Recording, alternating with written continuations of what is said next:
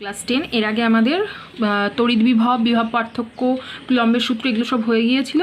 আজ এই তড়িৎ বিভব এবং বিভব পার্থক্যের পার্থক্যগুলো, মানে তাদের একক, এই জিনিসগুলো আমরা পড়বো। হ্যাঁ, তো চলো শুরু করছি।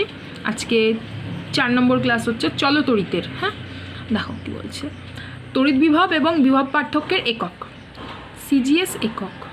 সিজিএস পদ্ধতিতে তড়িৎ বিভব এবং বিভব পার্থক্যের একক হলো স্ট্যাট ভোল্ট বা ইএসইউ বিভব।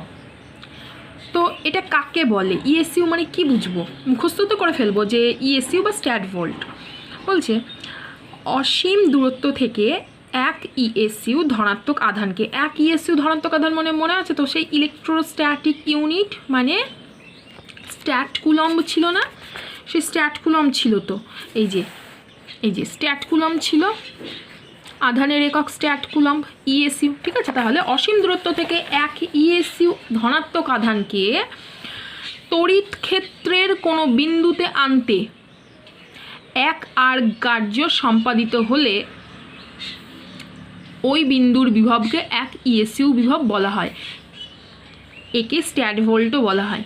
ঠিক আছে, আচ্ছা আর্গ কেন বলছে? কাজের একক হচ্ছে আর্গ। কাজ যেমন বল মাপার সিজিএস একক কি ডাইন, তেমন কাজের সিজিএস একক হচ্ছে আর্গ। ঠিক আছে, আচ্ছা এগুলো তো আগে পড়া হয়ে গেছে, আরেকবার বলে দিচ্ছি তাহলে আরেকবার মনে থেকে যাবে। যত শুনবে তত মনে থাকবে। আচ্ছা, তারপর বলছে এসআই একক। এসআই পদ্ধতিতে বিভব ও বিভব পার্থক্যের একক হলো ভোল্ট, মানে তড়িৎ বিভবও যে আর বিভব পার্থক্যও তাই বলছে।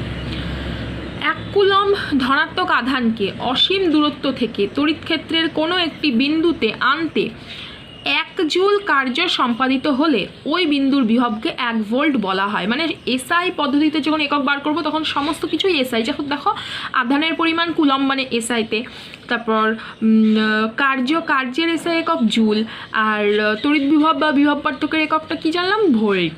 তো আর এটা মুখস্থ রাখবে, কি বলছে? 1 স্ট্যাট ভোল্ট সমান 300 ভোল্ট। ঠিক আছে, এটা কিভাবে এলো এখন অত জানছি না, আগে এগুলো আমরা মুখস্থ করে নিই। হ্যাঁ, মুখস্থ করে রাখি, পরে যখন কোনো সময় পাবো এক্সট্রা তখন আমি বলবো, এখন শুধু মুখস্থ করে রাখো। দেখো তারপরে কি বলছে, তড়িৎ চালক বল এবং এর উৎস হিসাবে তড়িৎ কোষ, ইংরেজিটা ইএমএফ। এটা যেন মাথায় থাকে, পরীক্ষায় এই তড়িৎ চালক বল না বলে বললো যে ইএমএফ কি, তখন যেন মনে থাকে। ঠিক আছে, বড় হাতের ইএমএফ। আর এরই আর তো তড়িৎ কোষটাকে কি বলছে? And electric cell as source of EMF, মানে ইএমএফটা কোথা থেকে উৎপন্ন হচ্ছে, কিংবা ধরো এই যে ইএমএফের উৎসটা কি। হ্যাঁ, ওই তড়িৎ কোষটাই হচ্ছে ইএমএফের উৎস, সেই হিসেবেই বলছে। তো দেখো কি বলছে, কোনো পরিবাহীতে তড়িৎ প্রবাহ চালু রাখার জন্য স্থায়ী বিভব প্রভেদ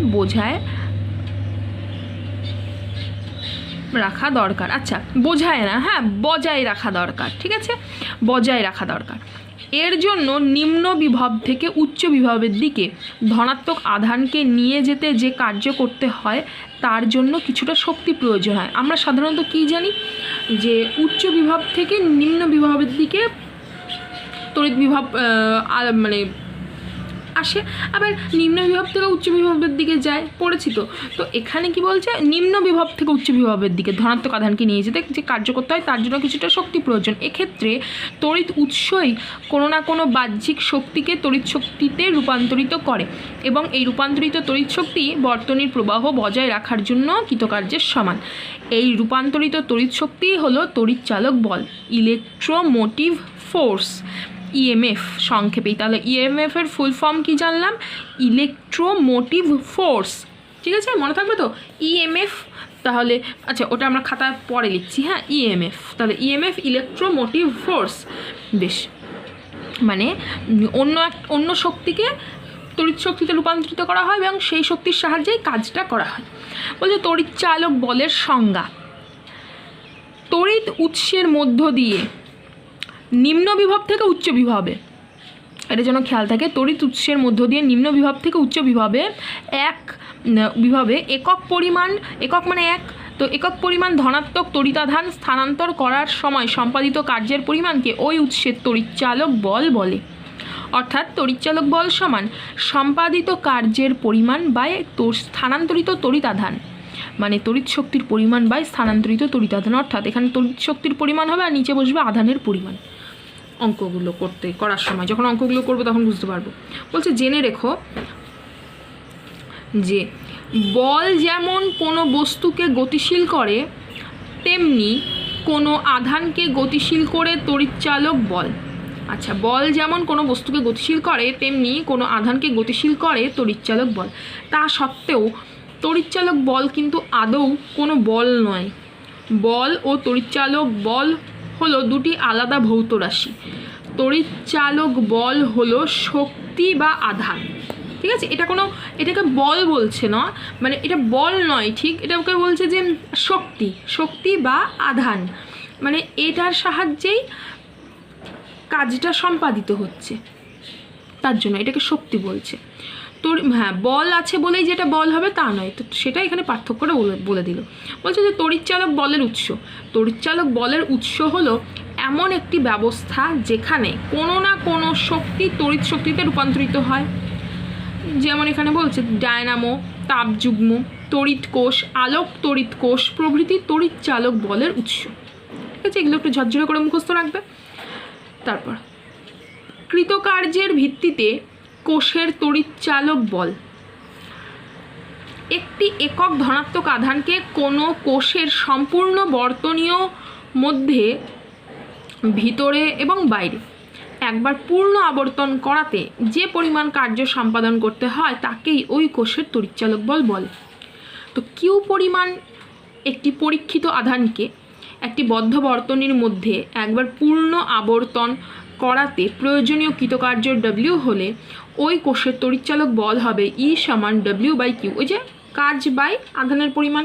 ঠিক আছে, আর এখানে কি বলছে জেনে রেখো, সরল ভোল্টীয় কোষ, লেক ল্যান্স কোষ ও সঞ্চায়ক কোষের তড়িৎচালক বল যথাক্রমে 1.08 ভোল্ট, 1.5 ভোল্ট, 2.1 ভোল্ট। ঠিক আছে, তো এইগুলো একটু খেয়াল করে রেখো, পারলে একটু মুখস্থ করে রেখো।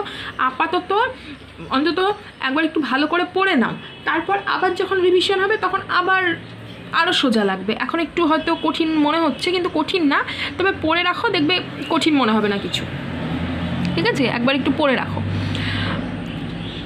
তারপর তড়িৎচালক বলের একক, ইউনিট অফ ইএমএফ। আচ্ছা, ইএমএফ এর ফুল ফর্মটা কি জানলাম? Electromotive force. আর তড়িৎ বিভব বা বিভব পার্থক্যের সিজিএস এককটা কি জানলাম? স্ট্যাট ভোল্ট, তাই তো, বা ইএসইউ বিভবও বলে।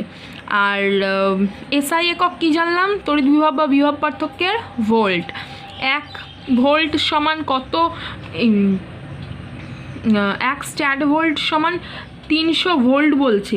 এটা বোধহয় যতদূর সম্ভব একটু ভুল বলেছে, তো কারণ ভোল্ট এটা একটু ভুল বলছে মনে হচ্ছে, কারণ স্ট্যাট ভোল্ট তো কম হবে, ভোল্ট তো বেশি হবে। এটা হতে পারে 1 ভোল্ট সমান 300 স্ট্যাট ভোল্ট, তাই না? আচ্ছা, এটা ঠিক আছে, এটা আমি দেখে বলছি, এটা আমি দেখে বলবো। হ্যাঁ, এই জিনিসটা আর আমি পরে কমেন্টে লিখে দেবো, তোমরা কমেন্টটা দেখে নেবে এই জায়গাটা কি বলছে। কারণ যেমন দেখো, আমরা জানি কি 1 নিউটন সমান 10⁵ তো এটা তো ছোট হয়ে যাচ্ছে হিসেবে, তো এটা বড় হয়ে যাচ্ছে, এটা কোনো কারণে ভুল আছে, এটা আমি পরে বলছি তোমাদেরকে। এই বিষয়টা আমি পরে তোমাদের জানিয়ে দিচ্ছি, একটু কমেন্টে জানিয়ে দেবো। ঠিক আছে, কমেন্টটা দেখবে সবাই। আচ্ছা, তারপর কি বলছে, হয়ে গেল। হ্যাঁ, বল। তো ইএমএফ ইলেকট্রোমোটিভ ফোর্সের ইউনিট কি? তো বলছে কার্য ও তড়িতাধানের একক যথাক্রমে জুল ও কুলম্ব হওয়ায় তড়িৎচালক বলের একক জুল পার কুলম্ব বা ভোল্ট। ওপরে জুল বসবে, নিচে কুলম্ব বসবে, তাহলে জুল পার ভোল্ট, এই জুল পার কুলম্বকে এই ভোল্ট বলা হয়। আর যদি এটা এসআই একক, আর যদি সিজিএস একক বলি তাহলে আর্গ পার স্ট্যাট কুলম্ব। ঠিক আছে, কেন? কার্যের একক আর্গ সিজিএসে, আর আধানের একক হচ্ছে ইএসইউ বা স্ট্যাট কুলম্ব, তাহলে আর্গ পার স্ট্যাট কুলম্ব হয়ে গেল, বা স্ট্যাট ভোল্টও হয়ে যেতে পারে।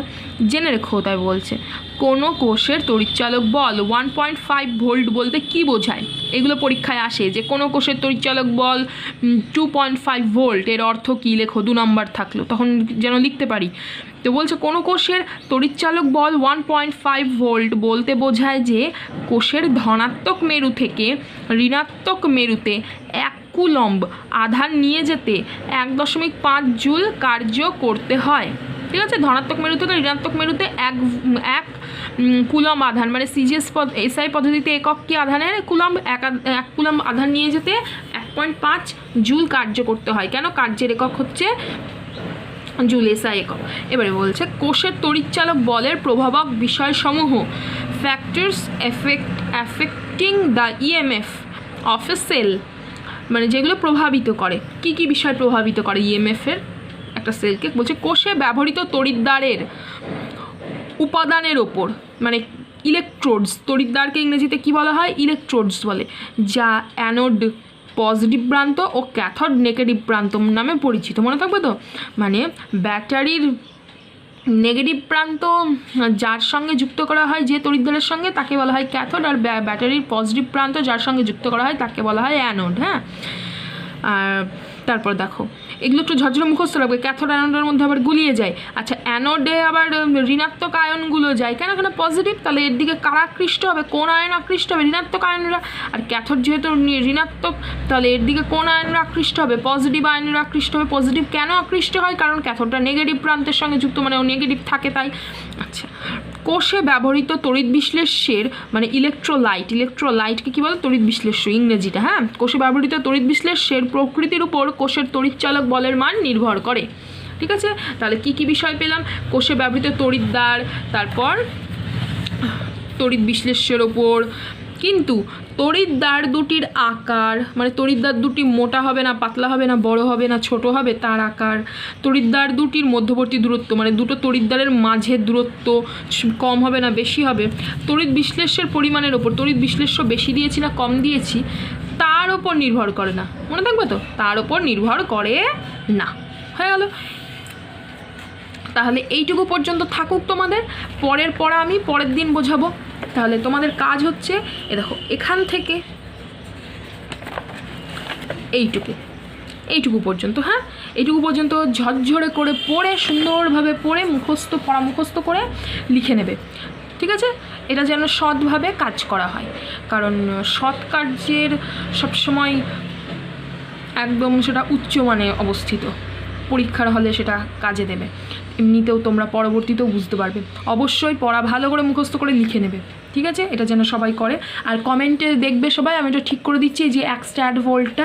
ঠিক আছে, আর একবার একটু রিভিশন দিয়ে দিই। এবার আমি একটু লিখে রিভিশন বলে দিই কী কী পড়লাম। তাহলে আমরা আজকে পড়লাম যে তড়িৎ বিভব আর বিভব পার্থক্য। তো তড়িৎ বিভব আর বিভব পার্থক্যও যা, আবার বিভব প্রভেদও তাই। হ্যাঁ, বিভব পার্থক্য আর বিভব প্রভেদ একই জিনিস, প্রভেদ মানেই পার্থক্য। তো এই দুটোর এককই একই। সিজিএস পদ্ধতিতে একক কী জানলাম? স্ট্যাড ভোল্ট জানলাম, তাই না? স্ট্যাড ভোল্ট। আর এসআই পদ্ধতিতে একক কী জানলাম? এসআই পদ্ধতিতে একক জানলাম ভোল্ট। আচ্ছা, স্ট্যাড ভোল্ট কি? অসীম দূরত্ব থেকে এক ইএসইউ আধানকে তড়িৎ ক্ষেত্রের কোনো একটি বিন্দুতে আনতে এক আর্গ যদি কার্য সম্পন্ন করা হলে সেই আধানকেই বলবে, সেই আধান বলছি, সেই তড়িৎ বিভব বা বিভব পার্থক্যই বলা হবে যে এক স্ট্যাড ভোল্ট। আর এক ভোল্ট কাকে বলবে? যে এক কুলম্ব তড়িতাধানকে, অসীম দূরত্ব থেকে এক কুলম্ব তড়িতাধানকে ওই তড়িৎ ক্ষেত্রের কোনো বিন্দুতে আনতে যদি 1 জুল কার্য করতে হয়, তবে তার সেই তড়িৎ বিভবের মানই হচ্ছে 1 ভোল্ট। ঠিক আছে, হয়ে গেল। এবারে বলছে ইএমএফের ফুল ফর্মটা কি জানলাম? Electromotive force. ঠিক আছে, ইলেকট্রোমোটিভ ফোর্স জানলাম। তারপর তো এই ইএমএফেরই কাকে বলে কি জানলাম যে একটা তড়িৎদ্বার আছে। তো তড়িৎদ্বারকে তো যুক্ত করা হয়েছে। এখানে একটা হয়তো আচ্ছা, ছবিটা একটু কী করে ছবিটা আঁকতে গেলে, হ্যাঁ এখানে এ দাও, এখানে বি দাও, দুটো বিন্দু আছে, এখানে VA ভোল্ট ধরা হচ্ছে, এখানে VV ভোল্ট ধরা হচ্ছে। তো এখানে কোষ, কোষ মানে ব্যাটারি, হ্যাঁ, ই মানে এখানে ব্যাটারি, দুই দিক দিয়ে যাবে, আর এখানে একটা সি, ঠিক আছে, মানে এই দিক দিয়ে যাবে, এই দিক, এটা ভুল তীর চিহ্ন দিয়ে দিয়েছি, এই দিকে হবে তীর চিহ্নটা, মনে থাকবে তো, এই দিকে হবে তীর চিহ্নটা। দেখো কি বলছে, আর এটা কখন হবে, যখন VA গ্রেটার দ্যান VB হবে। VA যদি বেশি হয়, VB যদি কম হয়, তবেই তো বড় জায়গা থেকে ছোট জায়গার দিকে যাবে, এদিক থেকে এই দিকে যাবে, তাই না? যদি এইটা কম হয়, এটা বেশি হয়, তাহলে এই দিকে যাবে, বেশ হয়ে গেল। তো বলছে যে নিম্ন বিভব থেকে উচ্চ বিভবের দিকে ধনাত্মক আধানকে নিয়ে যেতে যে কার্য করতে হয়, তার জন্য কিছুটা শক্তির প্রয়োজন। দেখো সাধারণত তো এভাবে যাবে, কিন্তু এটা যেহেতু কম, নিম্ন বিভব থেকে উচ্চ বিভবের দিকে আধানকে নিয়ে যেতে যে পরিমাণ কার্য করতে হয়, সেই কার্য করতে যে শক্তির প্রয়োজন পড়ে, তো সেটাকেই বলছে তড়িৎচালক বল। তো তড়িৎচালক বল মানে কি? তড়িৎচালক বলের মান কি বলছে? কৃতকার্য বাই আধানের পরিমাণ, তাই না? তো কৃতকার্যের যদি একক জানতে চায়, একক মানে CGS একক যদি জানতে চায়, কৃতকার্যের একক কি? আর্গ, আর আধানের একক হচ্ছে ESU বা স্ট্যাট কুলম, তাহলে আর্গ পার ESU বা স্ট্যাট কুলম হতে পারে। আর SI একক কি বলছে? জুল বাই কুলম, মানে জুল পার কুলম, ঠিক আছে, হলো। তো তারপর কি বলছে? তারপর বলছে যে কোনো তড়িৎচালক বলের, মানে কোনো তড়িৎচালক বল যদি 1.5 ভোল্ট বলতে কি বোঝো? এত ভোল্ট বলতে কি বোঝো? মানে কোনো কোষের তড়িৎচালক বল 1.5 ভোল্ট বলতে কি বোঝো? বলবে যে 1 কুলম্ব তড়িতাধানকে ধনাত্মক মেরু থেকে ঋণাত্মক মেরুর দিকে নিয়ে যেতে, 1 কুলম্ব তড়িতাধানকে ধনাত্মক মেরু থেকে ঋণাত্মক মেরুর দিকে নিয়ে যেতে 1.5 জুল কার্য সম্পাদিত হয়, ঠিক আছে। তারপর কি পড়লাম? কোষের তড়িৎচালক বল কী কী বিষয়ের উপর নির্ভর করে আর কী কী বিষয়ের উপর নির্ভর করে না। কোষের তড়িৎচালক বল মানে EMF কী কী বিষয়ের উপর নির্ভর করে? জানলাম যে তড়িৎদ্বারের মানে উপাদান বা প্রকৃতি, মানে কি দিয়ে তৈরি তড়িৎদ্বারের উপাদানের উপর। তারপর 2 নম্বর তড়িৎ বিশ্লেষ্যের প্রকৃতির উপর, মানে তড়িৎ বিশ্লেষ্যটাও কী দিয়ে তৈরি, মানে উপাদানের উপর, মানে তড়িৎ বিশ্লেষ্যের এটাকে বলা হয় প্রকৃতি, তার উপর নির্ভর করে, ঠিক আছে। আর কি কি বিষয়ের উপর নির্ভর করে না? কি কি বিষয়ের উপর নির্ভর করে না? এটা হচ্ছে তড়িৎদ্বারের আকার বড় না ছোট তার উপর নির্ভর করে না, মানে এখানে কি লিখছি? নির্ভর করে না। আর এখানে হচ্ছে নির্ভর করে। কি নির্ভর করে? এই যে তড়িৎ কোষের EMF আকারের উপর নির্ভর করে না। তড়িৎ বিশ্লেষ্যের কতটা পরিমাণ দিয়েছি, তাহলে তড়িৎ বিশ্লেষ্যের পরিমাণের ওপরও নির্ভর করে না। আর কি? তড়িৎদ্বারের মধ্যবর্তী দূরত্ব, তড়িৎদ্বার কাছে আছে না দূরে আছে, তড়িৎদ্বারের মধ্যবর্তী দূরত্বের ওপরও নির্ভর করে না। হয়ে গেল? তাহলে এইটুকু ঝরঝরে করে তোমরা মুখস্থ করবে, বেশ ঝরঝরে করে এগুলো মুখস্থ করবে। আমি তো একটুখানি বলে দিলাম প্র্যাকটিস, ঝরঝরে করে মুখস্থ করে খাতায় পুরোটা লিখবে, পুরো যেখানে যে শব্দ আছে কোনো শব্দ বাদ দেবে না, কোনো বাক্য বাদ দেবে না, বইয়ে যেমন আছে সেরকম করেই লিখবে। এক্ষেত্রে দেখবে হাতের লেখা যেন সুন্দর হয়, বানান যেন ভুল না হয়। লেখা হয়ে গেলে প্রত্যেকে নিজেরা আবার একবার করে মিলিয়ে নেবে নিজেদের বই। আচ্ছা আমার কাছে তো এই বইটা আছে, তোমাদের কাছে তো আশা করি এই বইটা নেই, অনেকের কাছে অন্যান্য বই আছে, তো এই বইটা একবার পড়ে নেবে। আমি তো যেটা বললাম, তো এখানেও তো পেয়েই গেলে ছবিগুলো, দরকার পড়লে একটু স্ক্রিনশট করে রাখবে। আর তারপর ওই নিজেদের যে বইগুলো আছে সেই বইগুলো পড়ে ফেলবে, ঠিক আছে। বেশ এইটুকু থাকলো। নেক্সট দিন আমরা আবার পরবর্তীতে যাব। পরবর্তীতে এই যে বিভিন্ন যে অঙ্ক, মানে তড়িৎচালক বল, বিভব পার্থক্য, এর মধ্যে পার্থক্যগুলো পড়বো, কিছু অঙ্ক রয়েছে অঙ্কগুলো করবো, ঠিক আছে, পরপর যাব, ঠিক আছে, বেশ।